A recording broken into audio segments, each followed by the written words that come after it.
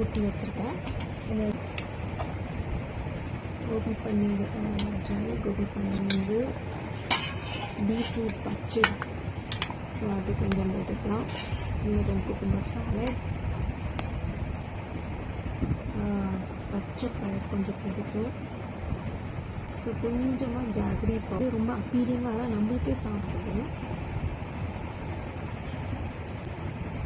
Beetroot pachadi, peanut and cucumber salad,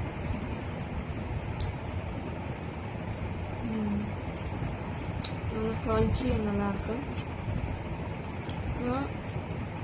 நம்ம பச்சை பயிறு தேங்காயெல்லாம் போட்டு அந்த முடிச்சுக்கலாம். இல்லை உங்களுக்கு பீட்ரூட் ஜூஸ் അല്ലെങ്കിൽ ஏதாவது ஜூஸ் அப்படியே இதோட ஷேக் வச்சு சாப்பிடலாம். இந்த மாதிரி இன்ட்ரெஸ்டிங் காம்போஸ் நீங்கள் ட்ரை பண்ணி என்ஜாய் பண்ணுங்கள்.